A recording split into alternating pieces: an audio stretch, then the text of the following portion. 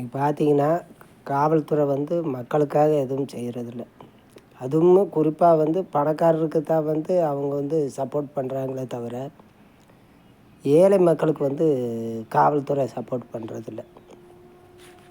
ஏன்னா பாதிக்கப்பட்ட நபர், காவல்துறையால் பாதிக்கப்பட்ட நபர் இன்றைக்கி பார்த்தீங்கன்னா எனக்கு வந்து ஆபத்து இருக்குது, 100 கூப்பிட்டா என்னோட நம்பரை லாக் பண்ணி வச்சுட்டாங்க.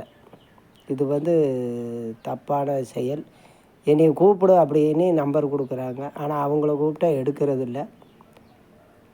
மக்களை பற்றி சிந்திக்கணும். இன்றைக்கி வந்து இருக்கிறதுலே வந்து ஃப்ராடு பண்ணிக்கிட்டு இருக்கிறாங்க காவல்துறை தான்.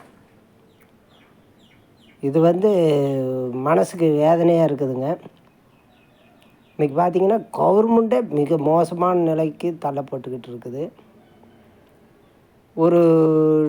இப்போ வந்து நான் வந்து பணம் கொடுத்து இடம் வாங்கியிருக்கிறேன், ஆனால் பல பிரச்சனைகள். இது சிவில் கேஸுங்கிறாங்க, காவல்துறையிட்ட போட சிவில் கேஸுங்கிறாங்க. அந்த அம்மா என்னோட கேஸை லாக் பண்ணி வச்சுருக்குது. அந்த அம்மாவுக்கு நல்லா தெரியும், நான் 3 வக்கீல் வச்சு கஷ்டப்படுறது நல்லா தெரியும். ரெண்டாவது என்னென்னா, ஒவ்வொரு துறையும் இப்படி தனித்தனியாக இருந்த இப்போ பஸ் போக்குவரத்து துறை தனி, எல்லாமே தமிழ்நாடு அரசுங்கிறாங்க. ஆனால் வந்து தமிழ்நாடு அரசுங்கிறது வந்து ஒரு ஒற்றுமை கிடையாது. மணியார் அம்மாகிட்ட போனால் அந்த அம்மா சப்போர்ட் பண்ண மாட்டேங்குது, தாசில்தார்கிட்ட போனால் அவரும் சப்போர்ட் பண்ண மாட்டேங்கிறாங்க. ஏன் தான் இப்படி இருக்குது ஏழை மக்களுக்கு? இது மக்கள் பார்த்து முடிவெடுக்க வேண்டிய விஷயங்கள். நாட்டில் வந்து இன்றைக்கி வந்து மிக மோசமான நிலைமையில் போயிட்டுருக்குது.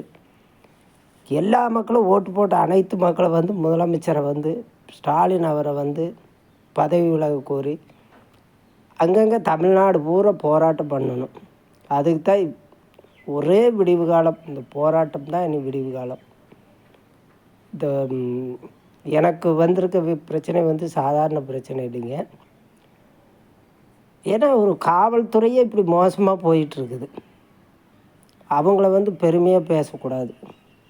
இது தப்பு, வன்மையாக கண்டிக்கிறேன்.